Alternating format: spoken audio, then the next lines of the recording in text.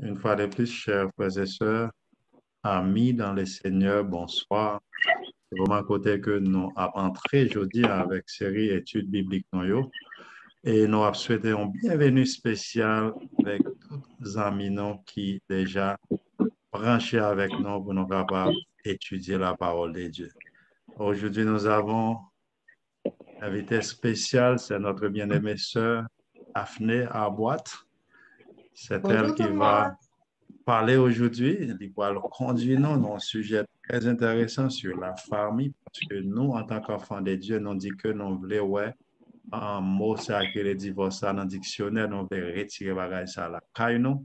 Mais pour que bagage soit capable de faire, nous avons besoin de bons conseils, nous avons besoin d'aide Saint-Esprit, et pour nous capables de pratiquer conseils. Aujourd'hui, invité spécial, notre sœur Daphné, pour apporter des conseils intéressants pour nous. Nous avons dit, ouvrez les oreilles, tendez, dans fin, on a bien questions, suggestions, commentaires, également sur la côté dans des sujets, ça, vous êtes capable de contacter nous, des questions pour que nous soyons capables de retourner avec le monde qui va le voir aujourd'hui. Donc, nous allons faire une courte prière avant de commencer.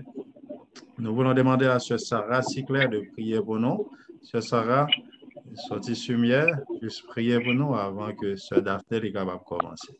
Merci. Amen. Amen. Éternel notre Dieu, que ton nom soit béni des siècles en siècles. C'est un privilège que tu nous fais de pouvoir se réunir sur différentes plateformes pour pouvoir suivre tes enseignements, pour pouvoir suivre ce que tu nous demandes de faire, pour être des êtres accomplis, pour être des chrétiens dignes tels que tu le veux. Sois avec nous, que ton Esprit Saint campe autour de nous, afin que nous soyons tout disposés à recevoir et surtout mettre en pratique ce que tu nous demandes. Merci Seigneur pour tout ce que tu fais pour nous. Nous te prions au nom de Jésus qui vit et qui règne. Amen. Amen. Amen. Merci. Amen. Merci, Sœur Sarah. Donc, je m'appelle Daphné Arboite. Je suis une jeune vieille femme qui a 3 enfants et un chien, un mari, un boulot. Donc, comme vous toutes ici, je suis seulement une chrétienne qui aime la parole de Dieu et qui veut partager une histoire avec vous. Donc, le thème d'aujourd'hui, c'est sur la famille. Le titre de mon message, c'est « Quand le meilleur devient le pire ». Parce que toute famille commence par l'union d'un couple. Et aujourd'hui, on va voir comment les décisions de chaque personne dans un couple peuvent créer une famille chrétienne qui glorifie le nom de Dieu ou une famille qui fait honte au nom de Dieu. Donc, on va commencer. Moi, j'aime raconter des histoires, je suis éducatrice, donc je vais bouger beaucoup, m'aimer, etc. C'est ainsi que je suis. Donc, essayez de suivre avec moi, s'il vous plaît. On va commencer par un drame. On va dans 1 Samuel 25, le verset 1er. Et j'aimerais que quelqu'un fasse la première lecture pour moi, s'il vous plaît. 1 Samuel 25, verset 1er. Amen. 1 Samuel 25, verset 1er. Samuel mourut. Tout Israël s'étant assemblé le pleura et on l'enterra dans sa demeure à Rama. Ce fut alors que David se leva et descendit au désert de Paran. Amen. Amen. Merci, Sister Sarah. Donc, là, on parle de David. Je parle d'un couple et je commence par la mort de Samuel. Et on voit que David est en fuite. On va continuer et on va aller dans 1 Samuel 25, verset 2. Qui peut lire le deuxième verset, s'il vous plaît?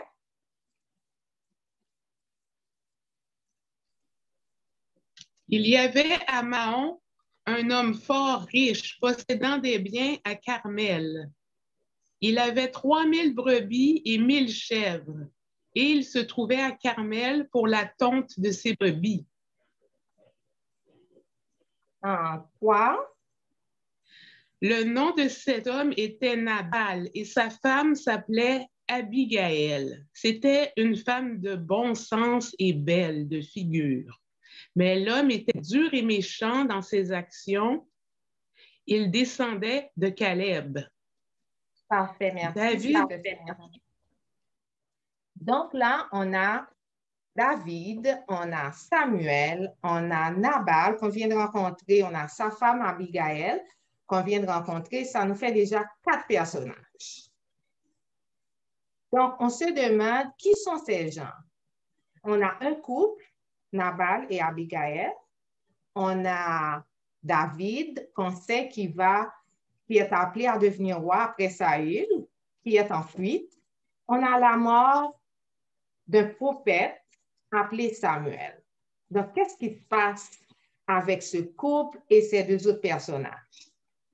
Donc, en fait, allons parler de Nabal. Ce qu'ils disent dans le verset 2, ils décrivent Nabal comme un homme riche, dur, méchant. Et pourtant, ils disent que Abigaël est intelligente et belle. Il y a beaucoup de films pour enfants qui montrent un homme laid avec une belle femme. Là, on a un homme dur, mais il est riche. Mais on dit qu'il est méchant et on a une femme intelligente. Et on va voir que ces mots choisis pour décrire ces personnages, pour décrire ce couple, fait toute la différence dans la façon qu'ils vont vivre leur vie, dans la façon qu'ils vont prendre des décisions et comment ils vont présenter leur famille au monde entier. Pourquoi est-ce qu'ils mettent l'accent sur Nabal qui est riche? On sait qu'à cette époque-là, les mariages étaient des mariages arrangés. Donc, on peut dire que, OK, Abigail est belle, elle est sûrement jeune, elle est intelligente, pourtant elle est mariée à un homme dur, méchant, mais riche. La richesse comptait. Il a beaucoup de moutons, il a beaucoup de chèvres, il a beaucoup de terre, mais il est dur, il est méchant. Dès qu'on voit ces 2 caractéristiques, on peut se dire, OK, si les chrétiens, c'est 2 choses qu'il devra travailler avec Dieu dessus parce qu'on ne peut pas être dur, méchant et chrétien. Et quel genre d'intelligence, quand on dit Abigail était belle et intelligente, quel genre d'intelligence est-ce qu'elle affichait? Est-ce que c'est une intelligence qui porte vers la sagesse ou bien c'est une intelligence qui est faite de connaissances du monde? Donc, on va voir pour ces 2 personnages la description qu'ils donnent, les mots qu'ils choisissent de mettre dans nos Bibles. Pourquoi est-ce qu'ils font cette sélection?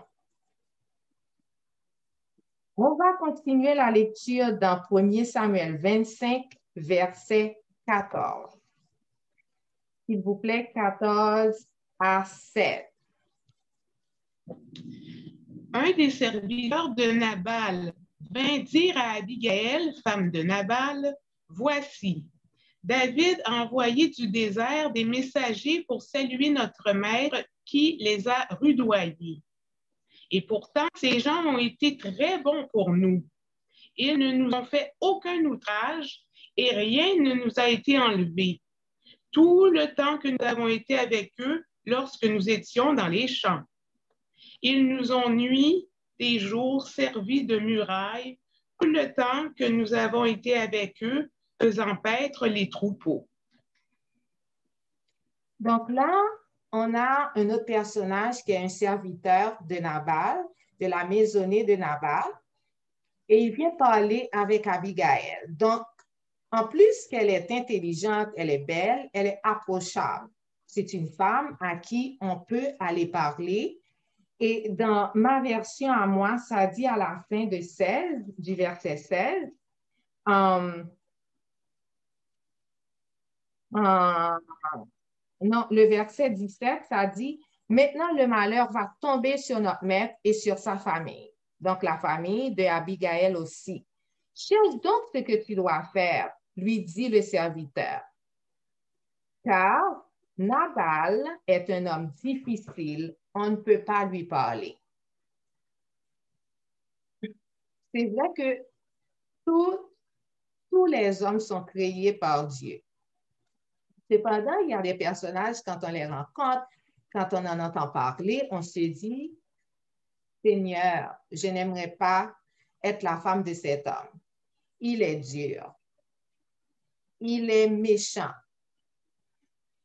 Il est difficile à approcher. On ne peut pas lui parler. Donc, c'est sûr que ça veut dire qu'il n'écoute pas conseil, qu'il se croit supérieur, surtout qu'il est riche. Donc, c'est un homme qui paraît avoir la tête vide parce qu'il n'y a rien dans la description qu'on fait de Nabal qui soit attirant. Mais il a une femme à côté de lui qui est approchable, qui est intelligente, qui est belle. Des fois, certains mariages, arrangés ou non, peuvent se présenter, certains couples se présentent de cette façon. On a un homme qui n'est pas très attirant, si on le décrit. Si je vois ces descriptifs sur papier, je ne vais pas m'approcher d'un homme pareil. Et on a une femme qui donne envie de la rencontrer, de la connaître, de lui parler. Mais la première approche, c'est comme, la première question que moi, je lui poserais, c'est pourquoi tu as accepté de marier cet homme? On va voir que ce que Dieu permet, il l'utilise pour sa gloire, toujours, quelle que soit la situation. Ce couple qui est dépareillé, Nabal et Abigail, qui semblent être dépareillés, qui n'ont rien à faire l'un avec l'autre, pourtant va faire ressortir ce que Dieu peut faire de rien du tout, de ce qui paraît désespéré, de n'importe quelle mauvaise situation, Dieu peut l'utiliser pour nous guider vers sa gloire. Là, dans notre histoire, on a un serviteur de Nabal qui vient porter plainte à Abigail, qui dit que sa maison va être détruite parce que apparemment Nabal a mal parlé avec David. On a David qui a appelé à devenir roi, mais qui est en fuite. Pourquoi est-ce qu'il est en fuite? La première rencontre qu'on peut faire avec David, on peut aller dans 1 Samuel 17, verset 32. On va rencontrer David. 1 Samuel 17, verset 32. Amen. Amen. 1 Samuel 17, 32. David dit à Saül que personne ne se décourage à cause de ce Philistin. Ton serviteur ira se battre avec lui. Amen. Verset 40. Il prit en main son bâton, choisit dans le torrent 5 pierres polies et les mit dans sa gibecière de berger et dans sa poche. Puis, sa fronde à la main, il s'avança contre le Philistin. Je continue 41? Oui, s'il te plaît. OK. Le Philistin s'approcha peu à peu de David et l'homme qui portait son bouclier marchait devant lui.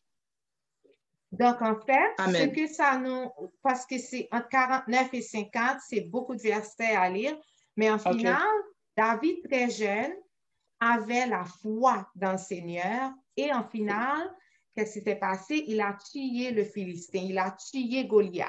Lui, le petit, là, qui était faible, maigrichon, qui ne pouvait même pas porter l'habit de guerre, parce qu'il ne pouvait même pas bouger quand on le lui mit dessus, c'est lui qui a tué Goliath pour Saül, pendant que Saül régnait.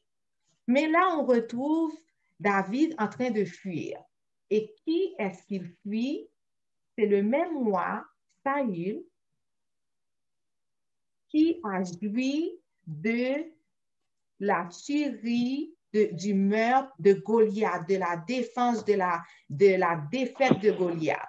qu'est-ce qui s'est passé pour que Saül se mette tellement en colère pour que David ait à le fuir? Et on retrouve la réponse dans 1 Samuel 18, verset 8.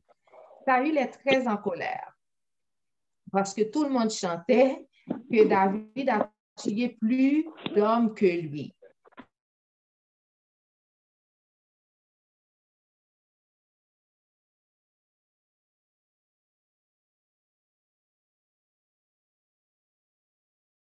Devient jaloux de David, et David, même s'il est le meilleur ami de Jonathan, le fils de Saül, le fils du roi, qui pourrait peut-être le protéger, mais on ne peut pas être protégé du roi. Le roi est fâché, il ne veut pas voir David, David est en fuite, il vit dans le désert, il est avec des hommes, il mange mal, il a besoin d'aide, et il était de coutume à cette époque-là, dans ces villes-là, de protéger les fermes, les plantations des grands cultivateurs. Et en retour, ces cultivateurs pouvaient offrir de la nourriture, de l'eau et des vivres.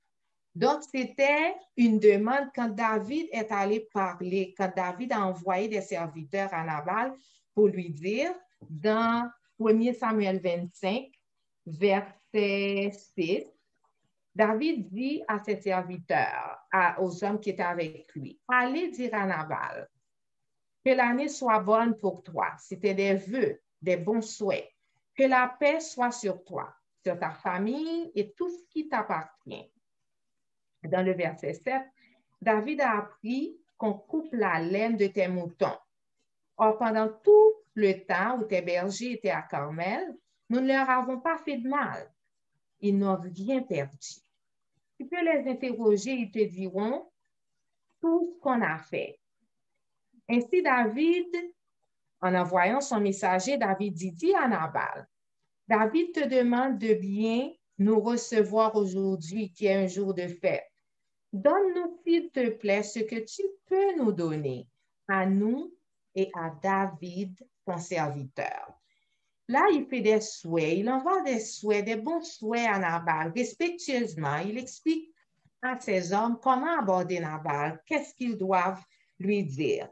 Et en final, il dit, donne-nous, s'il te plaît, ce que tu peux. Il n'est même pas exigeant. Il ne dit pas, va dire à cet homme qu'on l'a protégé, qu'on a protégé ses terres, qu'on a protégé ses bergers, qu'il doit nous donner ça, ça, ça. Non, il n'est même pas un homme orgueilleux. Il dit, va lui dire, comme ces jours de fête, et David et ses hommes étaient dans le besoin, va lui dire, donne-nous, s'il te plaît, ce que tu peux nous donner, à nous et à moi, David, ton serviteur. David, quand Samuel est allé voir la maisonnée de Jessé, et tous ses fils sont venus, et Samuel a dit, non, ce n'est pas celui-ci, ce n'est pas celui-là, ce n'est pas celui-là. Et le plus jeune apparut, et c'était David, le berger, qui gardait les moutons. Il n'a jamais été celui qui est fort, qui est grand, qui est imposant. Donc, en tant que berger, le mot berger, très souvent, est égal à quelqu'un qui est calme, qui est aimant, qui est doux, qui est approchable. Donc, même après qu'il fut désigné pour remplacer le roi Saül, il est resté un homme posé, un homme respectueux. Il dit, va dire à Nabal de nous donner, s'il te plaît, ce qu'il peut. Non parce que je veux, dis-lui que son serviteur David lui fait cette demande.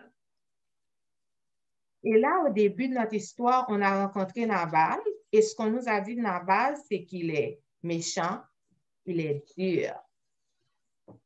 Pourquoi est-ce qu'ils ont dit qu'il est méchant? On aurait pu dire qu'il est un homme dur, mais il est méchant, et dans la Bible, quand on continue à lire en 1 Samuel 25, on voit que sa méchanceté, c'est que dans certaines en traduction, dit qu'il agissait mal avec les hommes avec qui il avait affaire. Il pouvait mentir. On a utilisé beaucoup de mots pour décrire le caractère de Nabal. Donc, à partir de la description qu'on a faite de Nabal, le mari d'Abigail, on va voir cet homme, pourquoi on l'a décrit de cette façon et sa réponse à une requête aussi respectueuse et juste parce que c'était la coutume de l'époque. Si on va dans 1 Samuel 25, verset 10, du verset 10 au verset 13, si quelqu'un peut lire pour moi, s'il vous plaît. On va lire la réponse de Nabal. Versets 10 à 13. Nabal répondit au serviteur de David, « Qui est David et qui est le fils d'Isaïe? Il y a aujourd'hui beaucoup de serviteurs qui s'échappent de leur maître. Et je prendrai mon pain, mon eau et mon bétail que j'ai tué pour mes tondeurs, et je les donnerai à des gens qui sont je ne sais d'où. » Les gens de David rebroussèrent chemin et s'en retournèrent et redirent à leur arrivée toutes ces paroles à David. Alors David dit à ces gens que chacun de vous saigne son épée, et ils saignirent chacun leur épée. David aussi saignit son épée, et environ 400 hommes montèrent à sa suite. Il en resta 200 près des bagages. Un des serviteurs de Nabal vint dire à Abigail, femme de Nabal, « Voici, David a envoyé du désert des messagers pour saluer notre maître, qui les a rudoyés. Et pourtant, ces gens ont été très bons pour nous. Ils ne nous ont fait aucun outrage. » Merci. Amen. Amen, Sarah. Amen. Donc là, on voit la réponse de Nabal à cette requête juste. Il dit, on va ajouter dans la liste de ces traits de caractère l'égoïsme.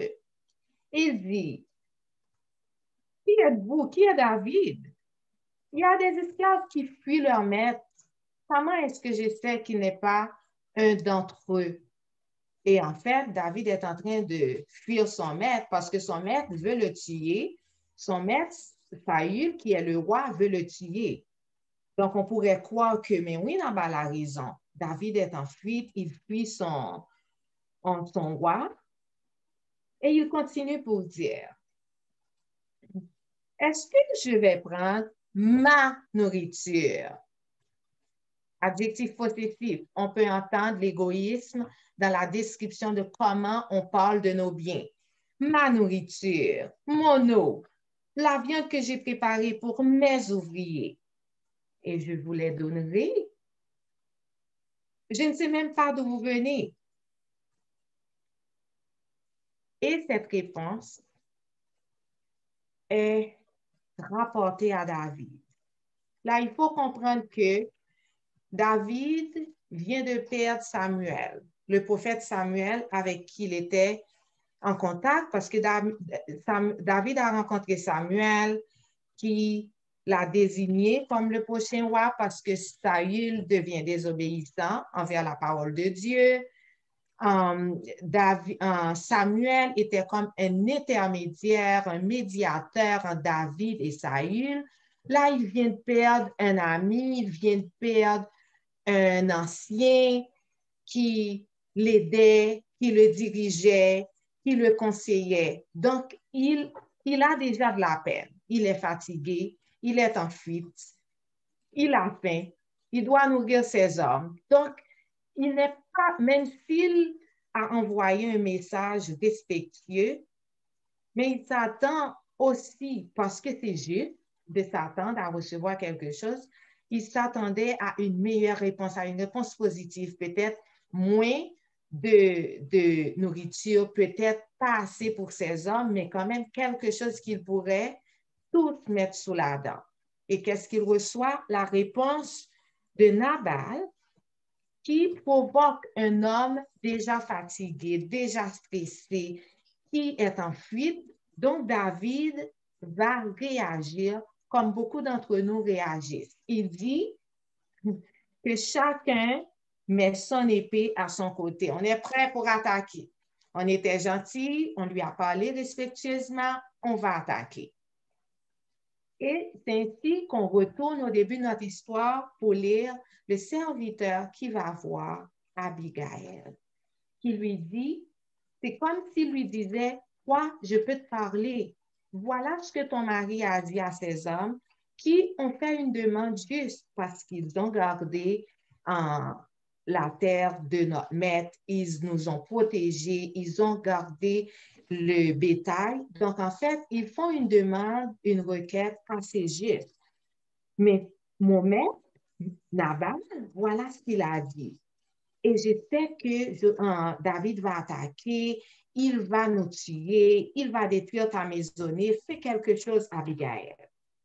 Rappelez-vous, au début, on a lu que Abigail était belle, mais à côté de belle, premièrement, ils ont dit dans la Bible, elle est intelligente. Et c'est cette intelligence qu'on va voir que dans un couple, quand un agit mal, l'autre doit pouvoir raisonner, avoir du contrôle de soi et agir bien, surtout si l'un des personnages du couple connaît Dieu. Et on va voir c'est quel genre d'intelligence avait cette belle femme qui était mariée à un homme dur et méchant. Quand on continue dans le verset, là, le serviteur vient parler avec Abigail et Abigail dit, OK, elle se dépêche dans le verset 18, 1 Samuel 25, verset 18, je vais lire. Abigail se dépêche de prendre 200 pains, des outres de vin, 5 moutons tout préparés, 5 mesures de grains grillés, 100 grappes de raisins secs, 200 gâteaux de figues comme dessert, c'est sucré. Elle fait placer tout cela sur des ânes, puis elle dit à ses serviteurs, passez devant moi, je vous suis. Et le verset finit en disant, Abigail ne dit rien à Nabal, son mari. Maintenant, en ce temps-là, il était de coutume de consulter l'homme de la maison avant de prendre des décisions ou de faire quoi que ce soit. Là, on a une femme qui a pensé à une solution, mais on nous dit qu'elle n'a rien dit à son mari.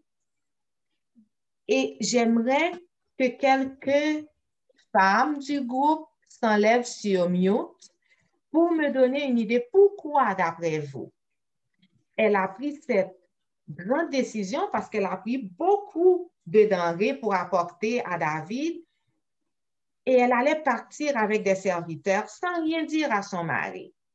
Je vous invite à sortir de mute pour partager vos idées sur pourquoi vous pensez qu'elle n'a rien dit à son mari. Amen. Parce qu'elle avait peur, le mari était méchant, probablement elle ne serait pas d'accord. Oui, c'est vrai. Merci, ma sœur. Oui, c'est vrai parce que son mari paraissait assez impulsif dans ses mots, dans ses décisions. Donc, elle voulait une résolution pacifique. Donc, oui, avec un mari méchant et avec une décision sage. Abigail ne dit rien à son mari. Elle monte sur son âne, puis elle s'en va vers David. Et au début de l'histoire, on a vu qu'elle était intelligente. Donc, elle n'était pas seulement à la maison en tant que femme riche, parce qu'elle est mariée à un homme riche, avec des serviteurs. On va voir qu'elle utilisait son temps pour se mettre au courant de ce qui se passait autour d'elle. Rappelez-vous que Nabal a dit aux serviteurs de David, aux hommes de David, je ne connais même pas qui est David. Et toi, qui es-tu? Comme, je ne vous connais pas. Et pourtant, sa femme s'en va voir David et Elle s'incline dans le verset 23. Elle s'incline dès qu'Abigail voit David, elle descend vite de son âne, elle s'incline jusqu'à la terre devant lui. Puis elle lui dit, mon maître, c'est moi qui suis coupable, moi seule. Elle n'a rien fait pourtant. Pourquoi est-ce qu'elle est coupable? Elle dit, permets-moi pourtant de te parler. Écoute ce que j'ai à te dire. Et là, insulte des insultes. Elle dit, ne fais pas attention à Nabal. Que ce soit à cette époque-là ou maintenant, c'est assez insultant de dire à quelqu'un d'autre, surtout à un étranger de sa maison, de sa maisonnée, ne fais pas attention à mon mari. Et elle ajoute, cet homme ne vaut rien. Et là, elle explique pourquoi. Elle dit, il mérite bien son nom. Nabal le fou. Donc là, elle décrit son mari et elle décrit le nom de son mari. Nabal le fou. Donc, on peut comprendre que peut-être que la méchanceté du mari était comme un héritage. Parce qu'un parent qui nomme son enfant le fou, son nom signifie le fou. Donc, avec un nom pareil, on peut avoir de l'empathie pour Nabal. Oui, il est riche, mais Dieu merci, il est riche parce que c'est tout ce qui est positif dans sa description. Il est fou. C'est un homme, Nabal le fou. Oui, il est vraiment fou, continue-t-elle. Mais moi, je n'ai pas vu les hommes que tu as envoyés. Ce qu'elle veut dire, c'est que oui, mon mari est un fou, il agit mal, mais moi, je t'apporte ce que tu as demandé. Elle dit, accepte les cadeaux que je t'apporte. Ils sont pour les jeunes gens qui t'accompagnent. Et elle va appeler au cœur de David. Elle va parler au cœur de l'homme qui a du pouvoir, qui peut se battre, qui a tué Goliath, qui a gagné la défaite contre les Philistins. Donc, on peut voir que son intelligence n'est pas seulement pour savoir comment gérer sa maisonnée, mais c'est pour se mettre au courant de ce qui se passe autour d'elle. Elle sait qui est David. Elle continue pour dire, un homme a décidé de te poursuivre, le verset 29, et il veut te faire mourir. Mais le Seigneur, ton Dieu, protégera toujours ta vie en la gardant auprès de lui. Et il jettera au loin la vie de tes ennemis, comme la pierre d'une fronde. Là, elle décrit ce que David avait fait à Goliath. Ainsi, tu n'auras pas la conscience troublée par le remords. Non, je m'excuse, j'ai sauté un morceau. Quand le Seigneur réalisera pour toi tout ce qu'il a promis de bon, il fera de toi le chef d'Israël. Donc, elle sait c'est quoi David est appelé à devenir. David est appelé à devenir le chef d'Israël, le roi d'Israël et de Juda. Et elle dit, mon maître, quand le Seigneur t'aura fait du bien, souviens-toi de moi. Et elle dit, ne tue pas quelqu'un sans réfléchir en te faisant justice toi-même. Le Seigneur t'aura fait du bien, souviens-toi de moi. Là, c'est encore un gros contraste entre le mari et la femme. Nabal dit, je ne sais même pas qui vous êtes, hein? C'est qui est David? Et là, on a sa femme qui va voir David et qui lui dit qui il est. Voilà ce qu'il avait fait, voilà ce qu'il va appeler à devenir le roi d'Israël. Et à la fin, David, au verset 35, David accepte les cadeaux qu'Abigail a apportés. Puis il lui dit, rentre en paix chez toi. Tu vois, j'ai écouté ta demande et je la reçois avec bonté. On ne peut pas être deux fous à être ensemble. Il n'y a aucun couple qui survit avec deux fous, deux méchants il faut bien qu'un soit gagné par la folie avec un nom qui s'appelle Nabal. On ne veut pas. J'espère qu'aucune des femmes présentes ici ou aucun des hommes présents ici ne soit un fou ou ne porte le nom de Nabal. Mais il faut comprendre que le meilleur peut devenir le pire. Le meilleur, on souhaite toujours être marié et avoir à vivre pour le meilleur. Personne ne veut vivre le pire. Mais cette femme intelligente et belle, c'est assez vrai qu'on pourrait croire que sa vie était le meilleur, le pire. Donc, le meilleur, là, je ne sais pas si elle l'a connu, parce qu'on n'a pas dit au début, il était aimant envers sa femme. On a juste dit, femme, il est riche, femme, il est méchant, il est dur. C'est ainsi qu'on l'a décrit. Il n'y a pas de prélude où il y a cette description d'un homme qui a eu la vie dure, il a dû travailler fort pour devenir riche, etc. Donc, ça a durci son cœur. Non. Mais on a un homme qui agit comme un fou, qui est impulsif, qui est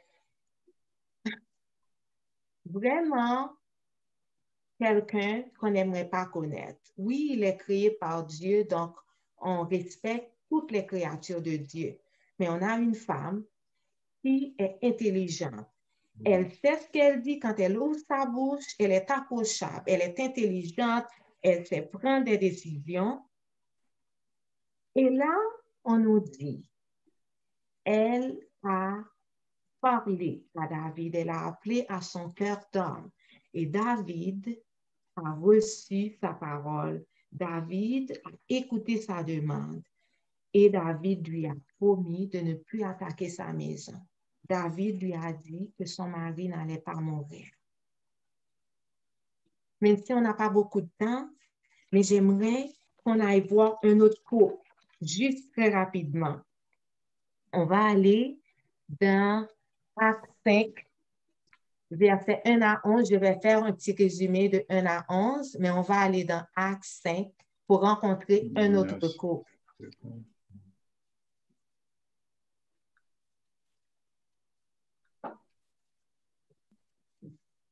Le verset premier de Actes 5 commence ainsi. Un homme appelé Ananias, en accord avec sa femme Saphira. Donc, on rencontre un deuxième couple qui est tout le contraste. Là, on a un homme fou, une femme sage.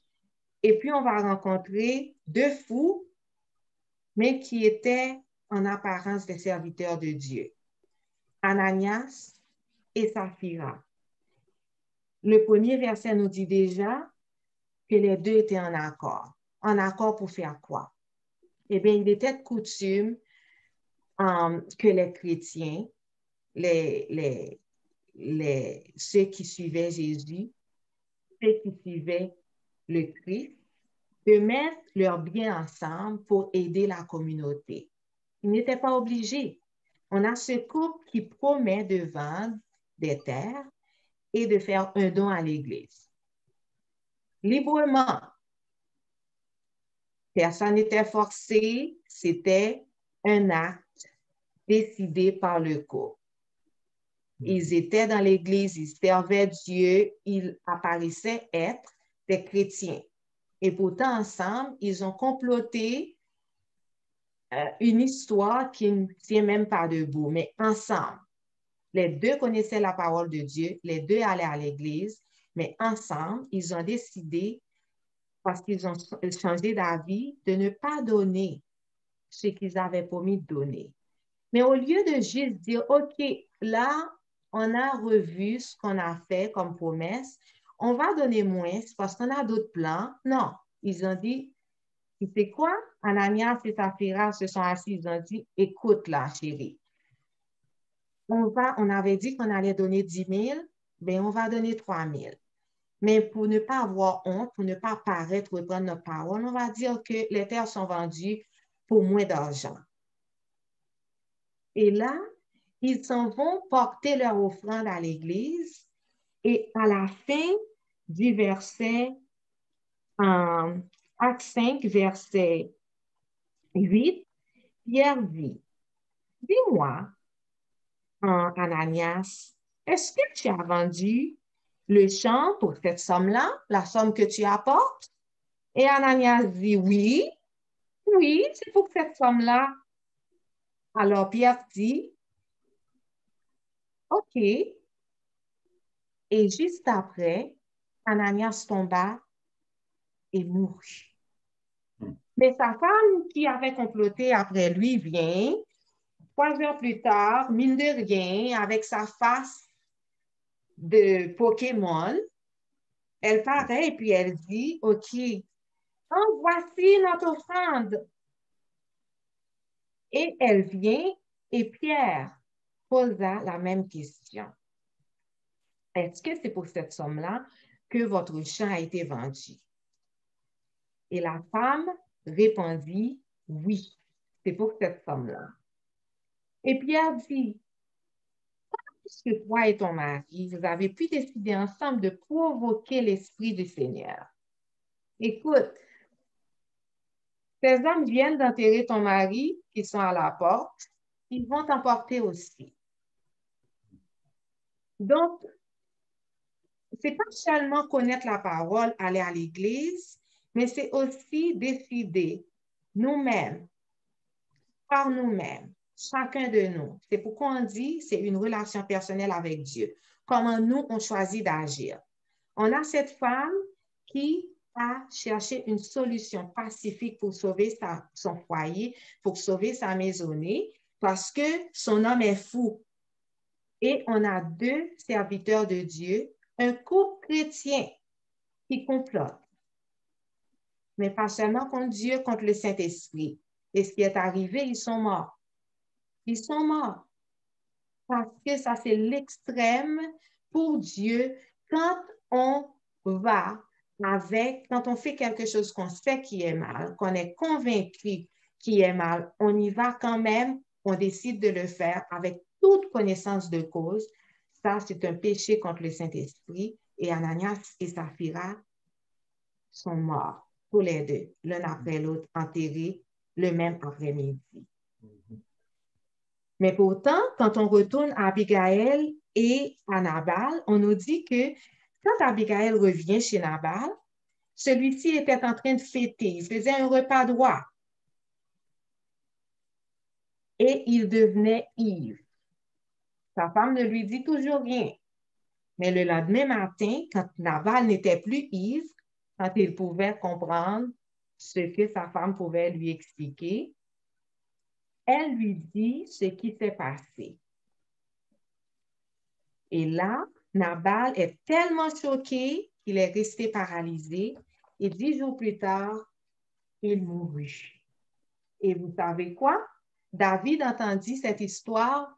Il envoya des serviteurs, des hommes pour demander à Abigail de s'unir avec lui. Et c'est ainsi que David se marie avec Abigail. Et Dieu merci, on sait qu'on ne souhaite la mort de personne. Mais Dieu sait ce qu'il fait, Dieu voit tout ce qu'on fait et autant qu'on doit protéger notre époux ou notre épouse, on doit s'assurer que nous, nos décisions personnelles, soient en ligne avec la parole de Dieu si on connaît le Seigneur. Donc, le meilleur dans un mariage peut devenir le pire, dépendamment de nos décisions personnelles. Maintenant, c'était notre étude pour aujourd'hui. On est ouvert pour des questions et pour des échanges. Amen. Amen. Amen. Merci, sœur Arbois. Donc, si vous avez des questions, faites comme moi, levez votre main et je vous donnerai la parole. Moi, j'ai une question. Oui. Je peux commencer? OK. Oui. C'était très bien. Ma sœur, je vous reconnais. Vous savez aller à l'église No Life, hein? Oui. Oui, la sœur, je suis l'amie à Sarah. Oui, c'est ma meilleure amie. C'est ça. OK. Sarah, c'est ma cousine. OK, c'est bon. Ma question est, vous disiez que Abigail connaissait le Seigneur, mais est-ce que Nabal connaissait le Seigneur aussi ou il ne connaissait pas le Seigneur? Ou on ne sait pas? D'après tout ce que j'ai lu, je n'ai pas trouvé d'informations que Nabal connaissait le Seigneur. Et moi, personnellement, d'après ma conclusion, je ne pense pas qu'il connaissait le Seigneur. Je sais qu'il a pu en entendre parler, il a pu voir les comportements de sa femme, mais je ne pense pas qu'il était intéressé à connaître le Seigneur parce qu'en tant qu'homme riche, je pense que dans sa tête, sa richesse était suffisante pour lui. Donc, d'après la Bible, nous, on n'a pas décrit que Nabal connaissait le Seigneur. OK. Et aussi, je peux ajouter que lui, Oui. il était un méchant, il était un fou. On ne devait même pas dire quelqu'un fou d'après Jésus, mais son nom même, Nabal, signifie fou. Oui. Donc, son nom marche avec sa caractère aussi. Oui. Comme Sœur Daphné a bien dit, un parent ne devait pas donner ce nom à un enfant. OK? Donc, lui, il n'était pas vraiment un disciple ou un chrétien ou un enfant de Dieu. Je comprends. Mais on ne choisit pas notre nom. Donc, est-ce que c'est pas, comment je pourrais dire ça? Est-ce que c'est une sorte de négligence des parents d'avoir donné ce nom-là? Tu sais, des fois, on ne connaît pas toujours la signification d'un nom. Des fois, on peut entendre un nom puis on dit « Oh, c'est joli à nos oreilles. » Donc, pour nous, ça veut dire qu'il faudrait qu'on prête vraiment attention à qu'est-ce qu'on donne comme nom. Même si on peut trouver un nom joli, mais il faut aller chercher la signification du nom. Oui, c'est vrai. Mais tu sais, personnellement, je crois que nos noms ne nous définissent pas. Je pense qu'il agissait comme un fou, donc le nom lui sied à merveille. Mais je sais que même certaines fois, nos situations ne définissent pas nos décisions finales. Parce que comment expliquer qu'un enfant qui est élevé avec deux parents qui font de la drogue, qui boivent de l'alcool, cet enfant décide de haïr l'odeur de ces choses et de ne jamais y toucher et de faire sa vie et de choisir son futur. Je pense qu'on a assez d'informations et on peut aller chercher le soutien nécessaire quand on devient adulte pour changer n'importe quel... Vraiment, c'est comme une malédiction, hein, ce nom. On pourrait dire que c'est son nom qui définit toute sa personnalité, mais ce n'était pas un cadeau qu'il a reçu de ses parents, mais il avait la capacité, lui, quand il devenait adulte, de changer sa vie. Et il a eu la chance de marier une femme qui aurait pu lui montrer comment devenir meilleur. Donc, je pense qu'il n'est pas vraiment victime. Je pense qu'il a choisi d'être qui il est et comment il est parce que l'argent pouvait couvrir beaucoup de choses à cette époque-là et jusqu'à présent. Certaines personnes pensent que si je suis riche, c'est tout ce qu'il me faut. Mais nous, par exemple, moi, je suis haïtienne. On sait qu'un enfant mal élevé, un homme mal élevé, ça n'intéresse personne. Tout le monde dit, « Ah, je ne vais pas garder ton enfant pour toi parce qu'il est tellement mal élevé. » Mais un homme mal élevé aussi, tout le monde dit, « Ah, non, pas être mal élevé comme ça, elle va intéresser. » Donc, on peut changer qui on est à un certain moment de sa vie. Il faut être responsable de soi-même à un certain moment. Alors, oui, c'est ça. Alors, si je comprends bien, c'est ça, il faut avoir la volonté. Parce que quelqu'un, c'est ça, on peut avoir un nom, nos parents peuvent nous donner un nom, puis le nom peut signifier quelque chose, mais ça ne veut pas dire que ce nom qui a été donné, ça veut dire que tu vas devenir cette personne-là. C'est à toi, en tant que personne, de changer ça. Comme une personne qui peut avoir son nom peut avoir une bonne signification, mais finit mal aussi. Donc, c'est tout ça qu'il y a là-dedans aussi. Donc, c'est ça. C'est vraiment de la volonté de la personne. Il faut que tu aies la bonne volonté aussi. Donc, quand tu veux, tu peux. Moi, je dis souvent, quand tu veux, tu peux. Parce qu'il y a des familles, oui, les parents ont agi d'une certaine façon, mais l'enfant se dit, moi, je ne veux pas être comme mes parents. Et puis, ils se mettent ça en tête. Parce qu'il faut avoir la volonté, mais se dire aussi, moi, je ne veux pas être comme ça, je ne veux pas être comme ça. C'est se nourrir de ça. Et quand tu le veux, tu ne le seras pas comme tes parents. Oui, tes parents, ils ont peut-être mal agi de cette façon, mais pas parce que tes parents ont fait cette direction que tu dois faire pareil aussi. Donc, il y a tout ça aussi. Il faut se motiver. Oui, la volonté, la motivation, puis aussi l'entourage aussi, qui sont tes amis, tout ça. Oui. En passant, je suis éducatrice aussi, donc je voulais juste le dire. Donc, on a deux éducatrices, c'est bien. Il y avait Sœur Sarah qui avait levé sa main. Merci beaucoup d'avoir répondu à mes questions. Avec Merci. plaisir. Oui, alors? Oui. Oui, alors?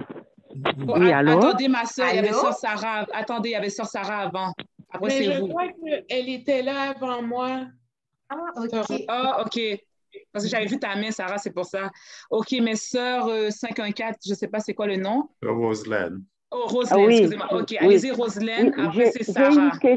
J'ai une question, mais c'est comme à peu près un commentaire. Oui.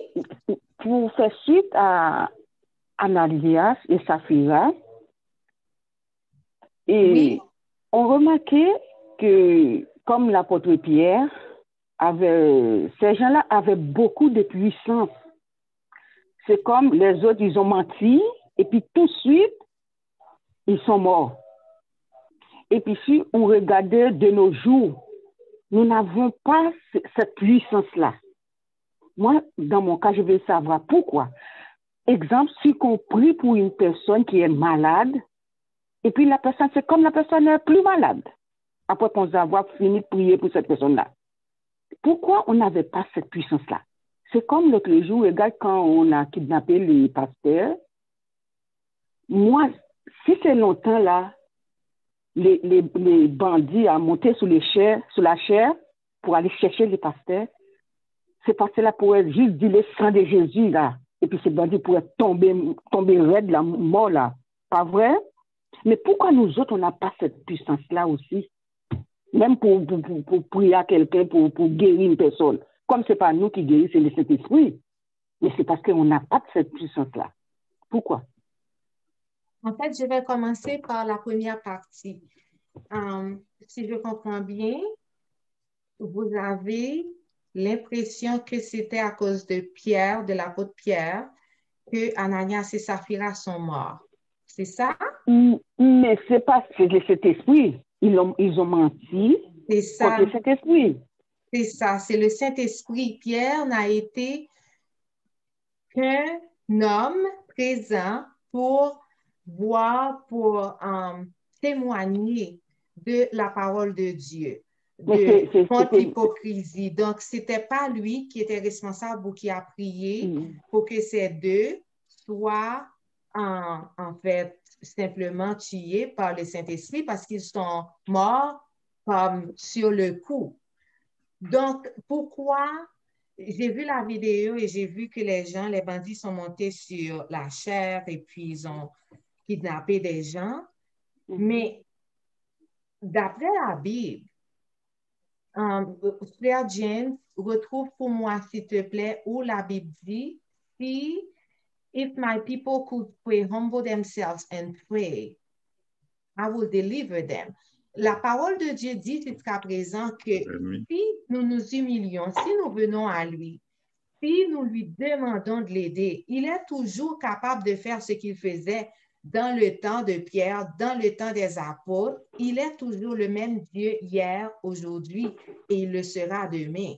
Donc, on n'a pas perdu de puissance.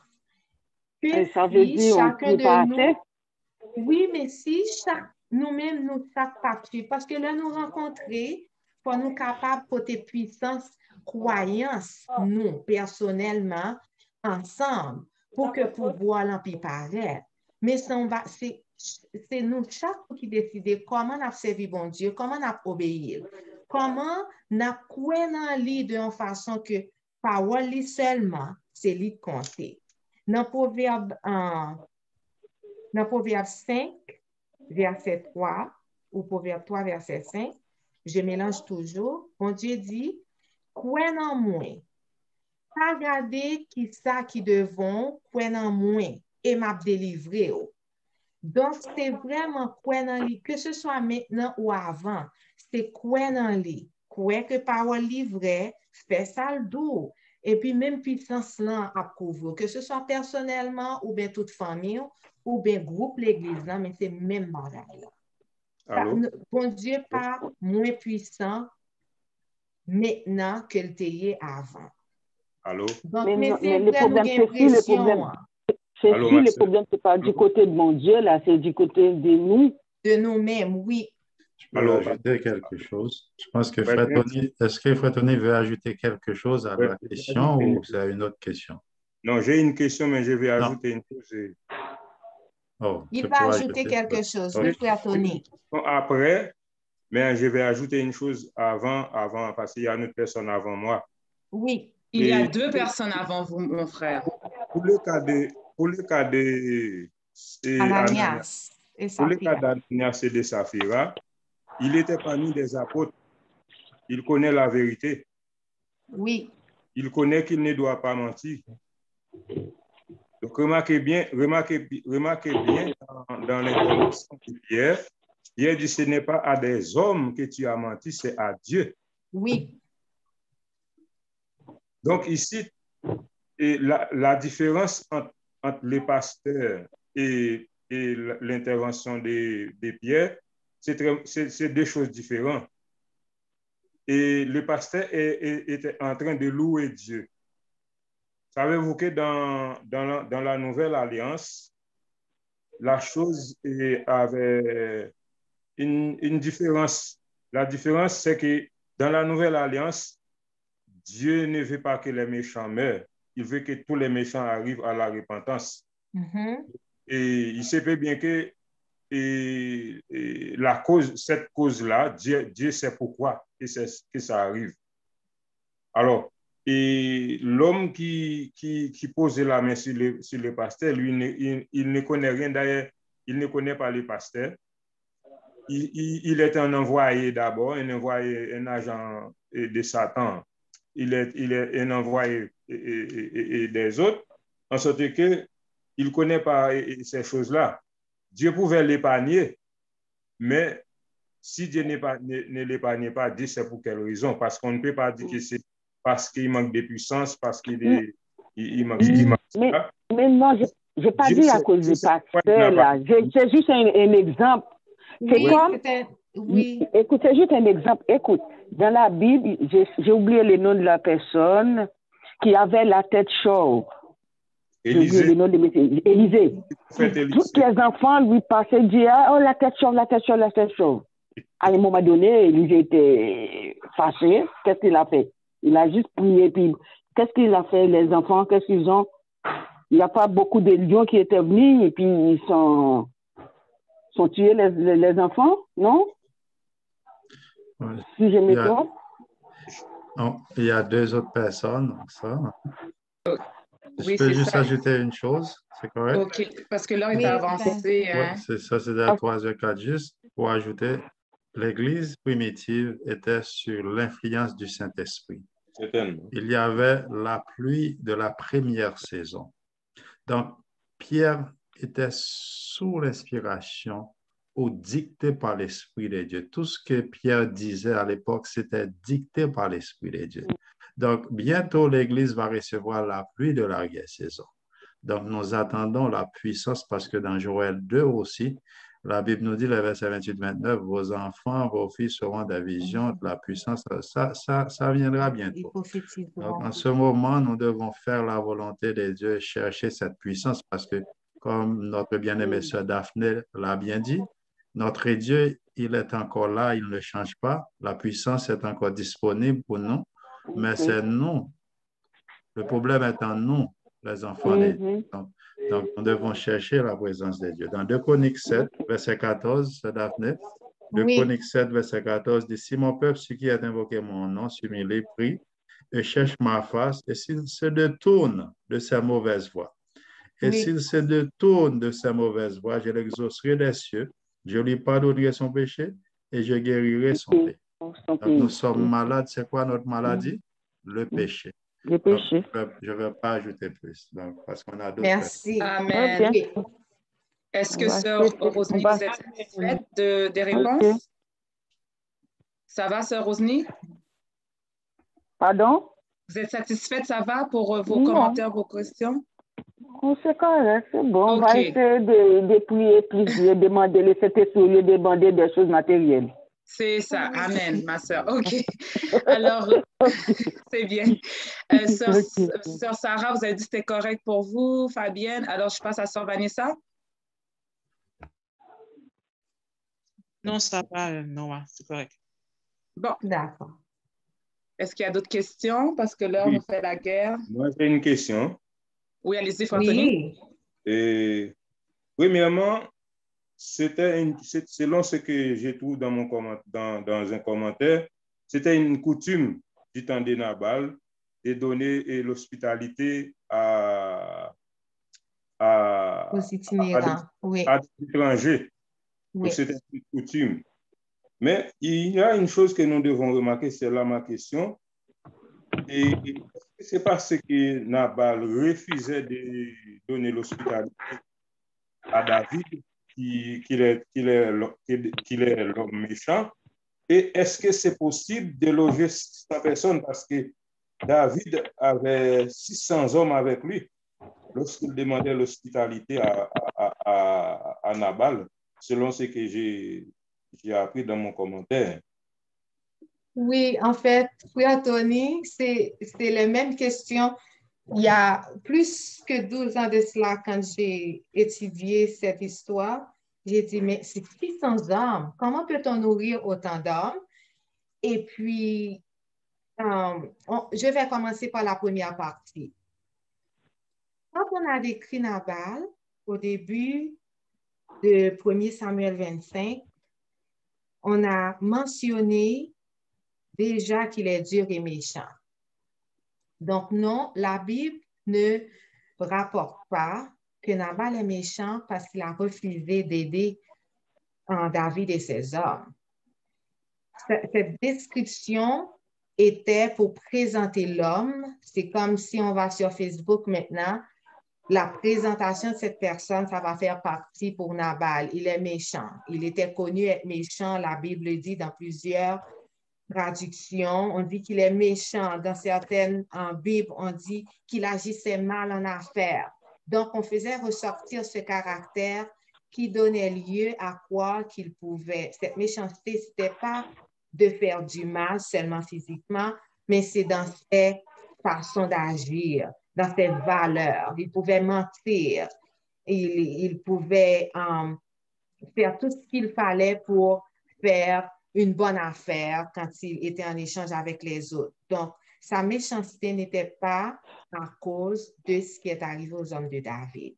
Oui, c'était la coutume de nourrir les étrangers.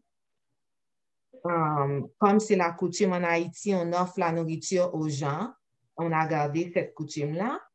Et je prends conscience que c'est 600 hommes.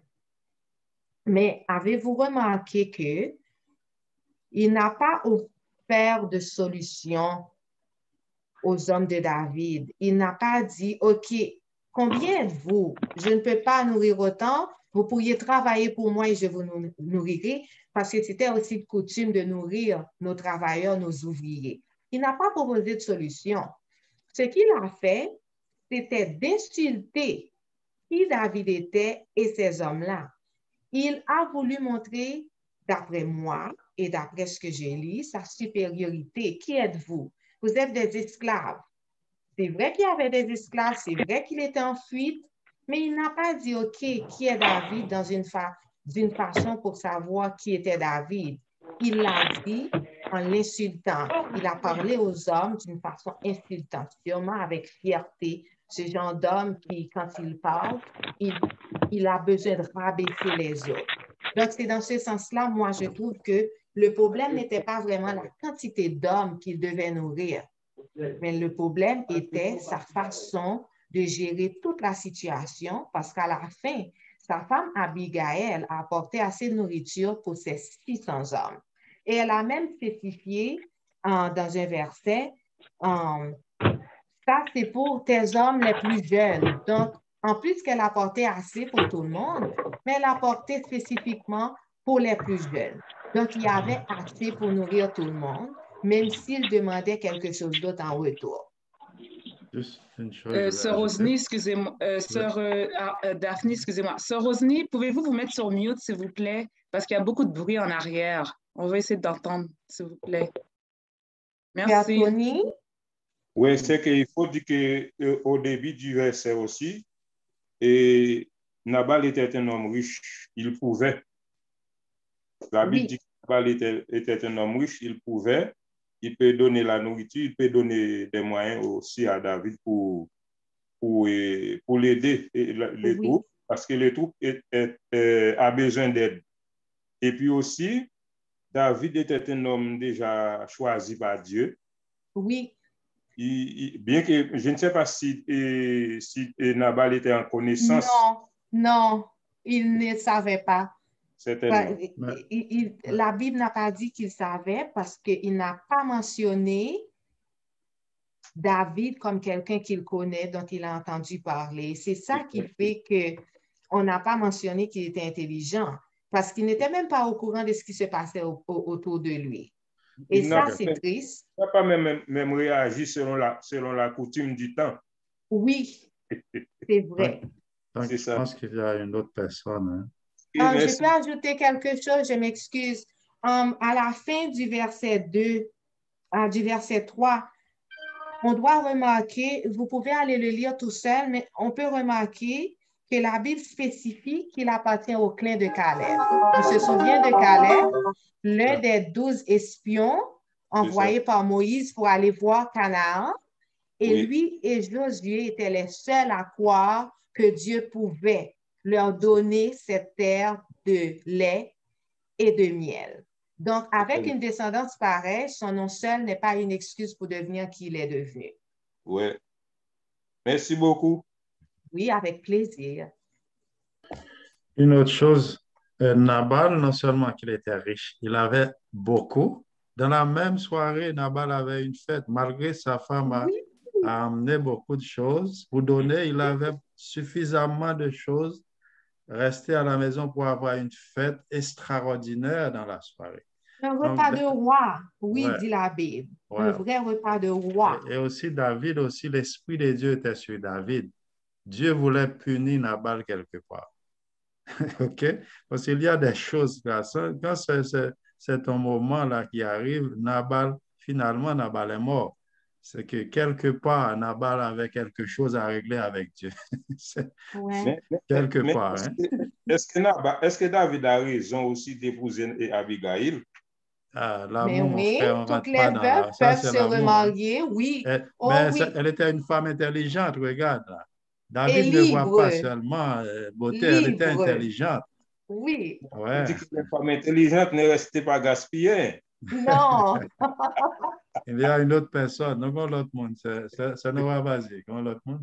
Bah oui, qui l'autre monde, non? Qui monde qui levait même? Ah, ok. J'ai pas vu. C'est fini. Y a-t-il d'autres personnes qui ont une dernière question parce que l'heure est vraiment avancée? Une petite dernière, là, pas trop long. Je peux poser ma question? Bon, Fabienne, où tu dis pas de gain? Qu'on y a gain? Vas-y, Fabi, une minute. La dernière. Fabi. Non, j'ai toujours des questions. Des fois, I know that. OK, vas-y, Fabi, vas-y. Oui, ma question, c'est les personnes que Dieu tue avant, là, comme Nabal, qui n'était pas une très bonne personne aux yeux de Dieu, qu'est-ce qui va arriver à ces personnes-là au jour du jugement? En parlant d'Ananias et Saphira. Non, elle a parlé de Nabal. Elle pose la question pour Nabal. Mais les jugements, c'est Nabal et compagnie, disons, Sodome et Gomorrhe, ces personnes-là. Parce que Dieu a décidé de les détruire. C'est le jugement de Dieu, c'est fini. C'est fini pour ces personnes-là. Oui, c'est ce que je croyais. Merci. Oui. C'est ce que je pensais. Il y a un jugement final. Oui, il y a un jugement final. Après les 1000 ans au ciel, il y aura un jugement final pour tout le monde. Ouais. Donc, je pense qu'on arrive à la fin de notre programme. C'est déjà 3h15. Donc, merci aux participants. Spécialement merci à notre bien-aimée sœur Daphné Abrat qui a fait un bon travail. Donc, nous sommes très satisfaits que l'Esprit de Dieu était là. C'est très clair, sujet jodian, qui est centré sur la Bible et puis nous tirer la donnée des histoires pratiquer dans la vie, non, histoire ça y est, côté que nous devons être sages, nous parler des fous, chers frères et sœurs, et il faut aussi laisser l'Esprit de Dieu qui conduit nous. Donc, nous allons prier pour terminer avec l'ancien Maya qui est avec nous, mais frère Maya est sumuet. Je ne sais pas si frère Maya est capable de sortir sumuet pour nous, ou capable de peser si micro à frère Maya pour sortir sumuet. Je sais qu'il est là, mais frère Maya, pesez sous micro à sortir sumuet pour nous, s'il vous plaît, frère Maya. Donc, puisque frère Maya, des fois, pour les gains difficulté pour les. Frère Maya, juste une dernière fois, pesez sous micro pour capable sortir sous muet. Si micro qui est en rouge. OK, c'est bon. Frère Maya, nous n'attendons, vas-y. Il y a un problème de son, donc ça ne fonctionne pas. Donc, nous allons prier avec frère Tony. Donc, frère Tony, priez pour nous, s'il vous plaît. Notre Seigneur, notre Dieu, nous te disons merci pour ce moment béni, ce moment agréable que nous passons ensemble dans la méditation de ta sainte parole. À chaque dimanche, nous sommes ici pour écouter ta voix et que tu parles à nous afin de mettre ces choses et de vivre par ces paroles et de la mettre en pratique dans notre vie. Nous vivons dans un monde basculé, un monde qui est rempli de la méchanceté. Il y a des hommes aujourd'hui comme Nabal, des hommes méchants, des hommes imposteurs, des hommes cruels. Nous ne demandons pas, Seigneur, la mort pour ces personnes, mais nous te prions, Seigneur, que ces personnes soient changées, soient transformées et qu'ils puissent trouver la vie éternelle parce que dans ton plan, tu veux que tous les hommes soient sauvés. Nous te prions pour la conversion de ces hommes. Je te remercie aussi pour la sœur qui vient de présenter ce sujet. Je te prie, Seigneur, d'augmenter sa sagesse, permettre qu'elle soit l'une des femmes comme Abigail, qu'elle remplit de sagesse et d'intelligence aussi, afin qu'elle puisse prendre les choses au sérieux et qui concernent ta volonté. Je te prie aussi pour les autres qui sont sur la ligne, chaque personne qui sont sur la ligne, qui entendent ces paroles, qui participent dans cette série d'études aujourd'hui, que tu donnes intelligence à chacun de nous et que tu nous donnes la sagesse qu'il faut afin de comprendre les temps dans lesquels que nous vivons, un temps que nous avons grandement besoin de toi. Je te prie pour ton serviteur, frère James, que tu donnes la santé à frère James, afin que le travail que tu as confié à ton serviteur puisse trouver, afin qu'il puisse trouver l'opportunité de continuer à établir des études pour pouvoir enrichir tes enfants. Moi qui prie, j'ai besoin de toi dans ma vie. Je te prie de me donner la sagesse qu'il faut et l'intelligence et une compréhension claire de ta sainte parole afin de marcher et d'accomplir la mission que tu nous as confiée. Je te prie pour les autres groupes différents, Seigneur, qui continuent à faire ce travail. Aidez-nous là, côté-nous, Seigneur, pour que nous soyons capables d'accomplir cette mission afin que l'Évangile puisse prêcher pour que Jésus-Christ revienne bien. Nous, Seigneur, nous sommes dans l'attente de ce retour. Je te prie de nous convertir davantage, de nous donner un renouveau spirituel et de chaque jour que nous marchons en nouveauté de vie. Bénis pour nous cette semaine, nous la remettons entre tes mains. Accompagne-nous dans tout ce que nous entreprendrons et que tout ce que nous faisons soit pour la gloire de ton Saint-Nom. Nous te prions au nom de Jésus, ton Fils, qui vit, qui demeure au siècle des siècles. Amen. Merci beaucoup. Amen. Bon dimanche, bon après-midi. Bye bye. Merci, Sœur Daphné. Bye, à bientôt. Merci beaucoup, Sœur Daphné. Merci pour la nourriture, Sœur Daphné. Merci. Amen. Bye. Bye. Merci.